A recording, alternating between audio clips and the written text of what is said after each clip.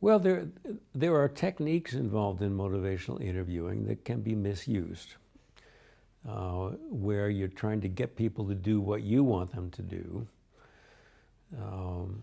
but may not be in their best interest, and so that's where compassion comes into play as well. And it does overlap with sales. The skills that we're talking about are something that a skilled salesperson will do.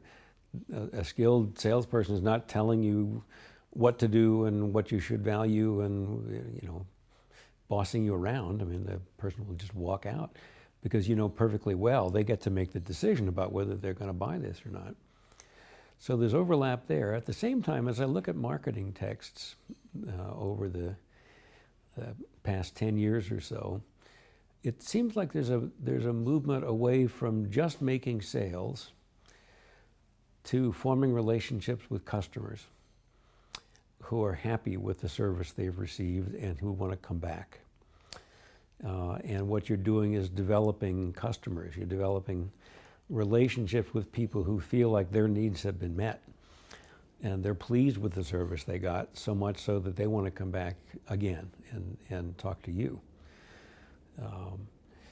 And so that's that interesting middle ground, I think, where yes, you're interested in making sales, of course, that's how you make your living, if that's what you do. And at the same time, it's in your best interest and their best interest for you to make sure that they're getting what they need as well. And it's kind of like that with employees as well, I think.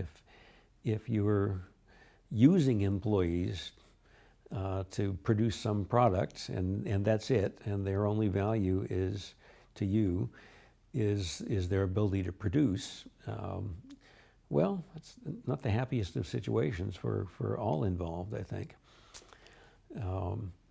And this is a more collaborative way of being. And I guess the other thing I want to say is that if you're using techniques to try to manipulate people into doing something, usually you know that. I mean, usually people sense it.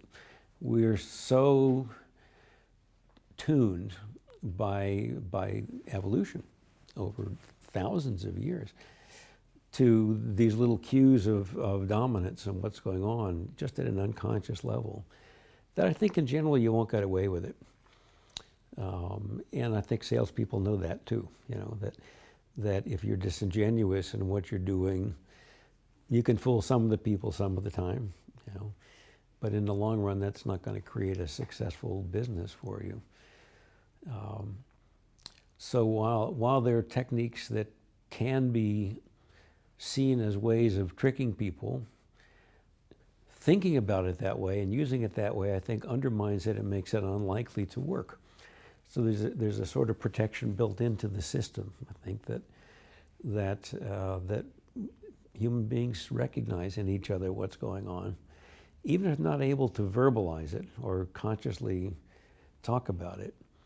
You know when somebody's jerking you around. I mean, you just kind of know there's something that doesn't feel right here, and whether you go back to that business or back to that salesperson or back to that counselor, depends in part on whether you feel respected and whether you feel like you're safe, whether this is a trustworthy place to be.